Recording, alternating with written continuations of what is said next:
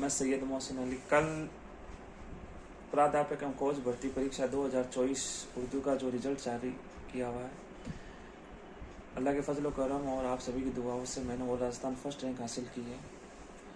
इस बीच बहुत से साथी और के कॉल व मैसेज आ रहे थे, तो मैंने सोचा इस भर्ती के दौरान मेरा जो एक्सपीरियंस रहा छोटा सा वीडियो बनाकर मैं आपके साथ शेयर करूं। तो आज मैं सिर्फ इस वीडियो में सेकंड पेपर के बारे में चर्चा करूंगा। सेकंड पेपर में आपके 150 क्वेश्चन है, जिसमें 11-12 का पोर्शन है, ग्रेजुएशन का पोर्शन है और पोस्ट ग्रेजुएशन का पोर्शन है, और साथ ही 10 क्वेश्चन शिक्षण मेथड के आएंगे। तो 11-12 वाले पोर्शन में मैं आपको ये बताना चाहूँगा कि आपको तैयारी कहाँ से करनी है, कैसे करनी है।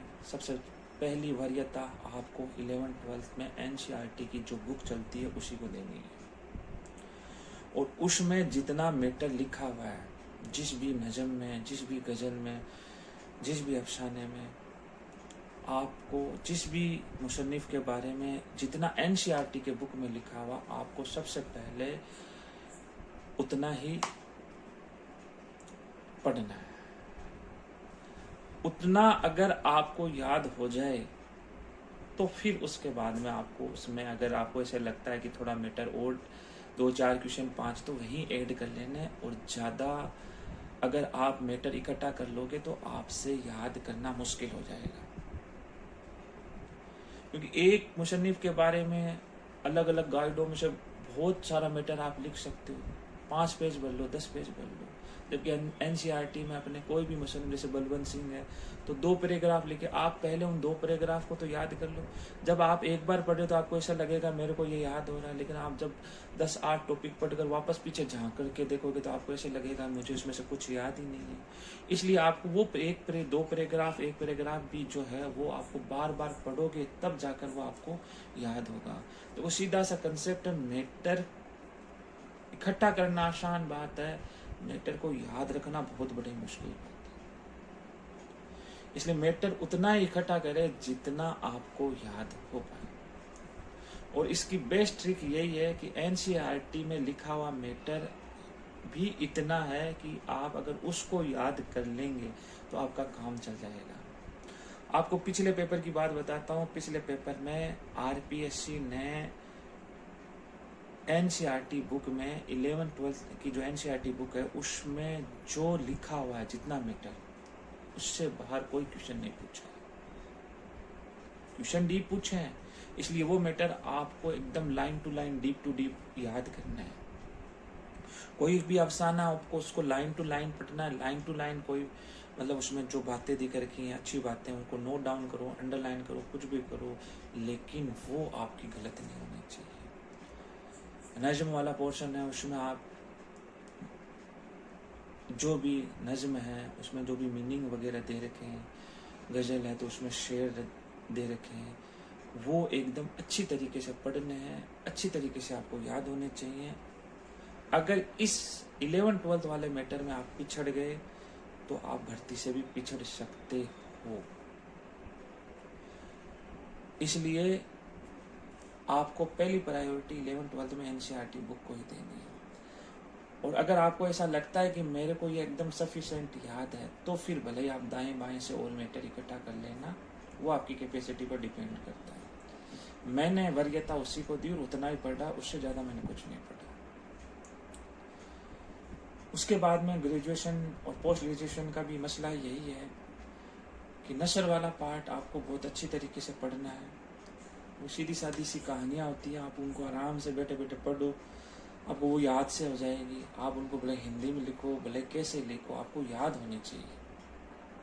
अपना मेन मौजू यही है कि जो मैटर हमने पढ़ा है वो हमें याद कैसे रहे। अब वो कैसे भी याद हो, आपको वो याद करनी है। जो पोर्शन आपको ऐसा लगता है कि समय ज़्यादा लग रहा है लेकिन तैयार कम हो रहा है, तैयार नहीं कर पा रहा हूँ, तो ऐसी स्थिति में आपको उसको जनरली पढ़ना है। क्योंकि ये बात आप मानकर चलो, 150 में से 150 क्वेश्चन किसी के सही नहीं होते हैं। पिछली भर्ती को देख लो, 26 सीटें थी, दोगुने में 23 जन उसमें क्लियर हुए, और अभी एक गुने का कल रिजल्ट आया तो उसमें सिर्फ 20 स्टूडेंट, आरक्षण की वजह से 3 स्टूडेंट और बाहर हो गए, उसके अंदर 6 सीटें फिर भी खाली। मतलब आपको जो जितनी सीटें हैं उतने कैंडिडेट पेपर को क्लियर नहीं कर पा रहे हैं।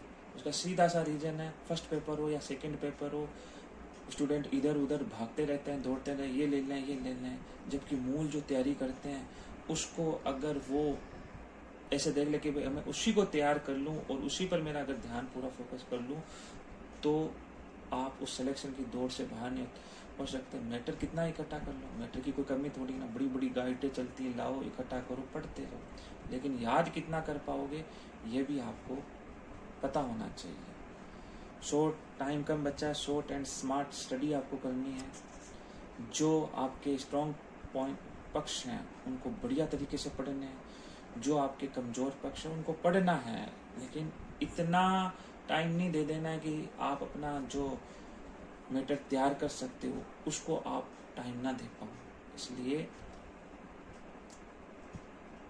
सीधा और सिंपल सा लॉजिक यही है कि जो मैटर आप तैयार कर सकते हो उसको बहुत अच्छी तरीके से पढ़ो, बार बार पढ़ो, लाइन टू लाइन उनके क्वेश्चन बनाओ, खुद से बनाओ। आप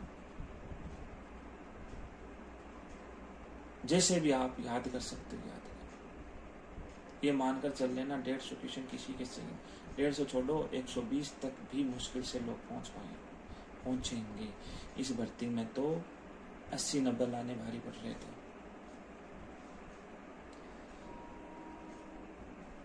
और दूसरी बात, सबसे मेन जो बात है वो है अपने आप पर कॉन्फिडेंट। अगर आपने तैयारी की तो अपने आप पर कॉन्फिडेंट आपको रखना है कि मैंने जो तैयारी की है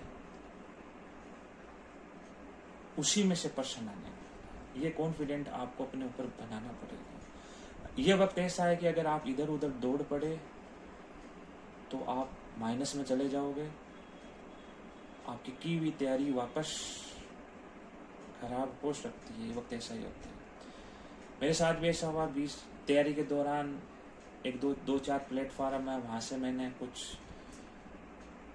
पढ़ने की कोशिश की, वहाँ पर मैंने अपने आप को एकदम लो लेवल पर पाया। मैंने फिर वहाँ पर उनको क्रॉस ही मार दिया। मैंने फिर एक ही बात बिठाई कि जो मैंने पढ़ रखा है, जो मैंने तैयार किया है, जितने पर मैंने विश्वास किया, मैं उसको बढ़िया तरीके से तैयार करूँगा और बार बार प्रैक्टिस करके मैं यार पढ़ूँगा।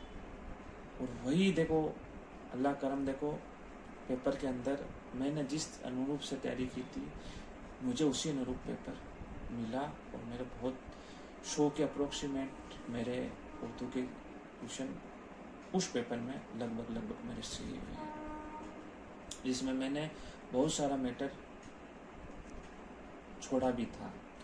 मैंने यही सोचा था कि अपना जो स्ट्रॉन्ग पक्ष है उसको किसी हाल में नहीं छोड़ेंगे। प्रेमचंद वाले वारदात जो अफसाना मजमूआ है, 13 अफसाने उसके अंदर लाइन टू लाइन मैंने याद कर डाले थे 13 अफसाने, क्योंकि मुझे पता है कि मैं अगर इन्हीं को नहीं पढ़ूंगा तो जो चीज़ मैं नहीं कर पा रहा हूँ तो फिर मेरे नंबर आएंगे किसमें फिर। इसलिए मैटर जितना भी आपने अभी इकट्ठा किया है आप उसी को पढ़ें, उसी को बढ़िया तरीके से तैयार करें, बार बार प्रैक्टिस करें और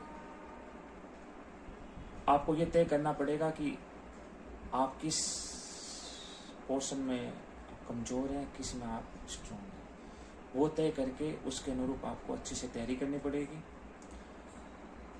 इसी बीच मैंने भी एक प्लेटफॉर्म खोलने की कोशिश की है, MPS उर्दू एकेडमी के नाम से। आज मेरा पहला वीडियो है, ज़्यादा साधन नहीं है। अगर आप सभी का साथ रहा तो उस MPS उर्दू एकेडमी पर मैं ज़रूर छोटे छोटे वीडियो ऐसे बनाने की कोशिश करूँगा जो आपकी तैयारी को बढ़ावा देंगे, न कि आपको तैयारी में बाधा उत्पन्न करेंगे। उतने ही मैटर के लिए उसमें आपको याद करने के ट्रिक्स, क्वेश्चन आंसर, विशेषकर 11th-12th में NCERT बेस के ही लेंगे, जो ताकि आपको उससे कॉन्फिडेंस मिलेगा। और जितना मैंने मेरे तैयारी की है, जितना मैंने इस भर्ती के दौरान मुझे एक्सपीरियंस होगा वो आपके साथ पूरा का पूरा साझा करने की कोशिश करूँगा। तो अभी आप सभी साथियों से बस यही है कि आप बढ़िया तैयारी करें। मेरे नंबर हैं थंबनेल पर। किसी भाई को अगर पर्सनली कॉल करने की ज़रूरत महसूस हो तो वो कॉल भी कर सकता है।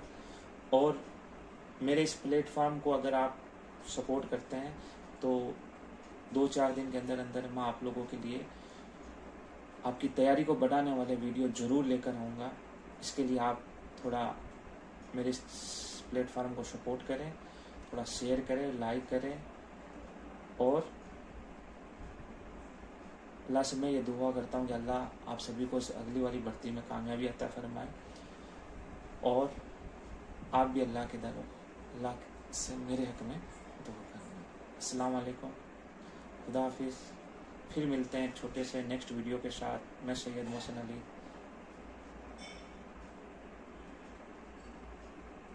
इसी वाणी के साथ मैं आप सभी से विदा लेता हूँ। धन्यवाद, शुक्रिया।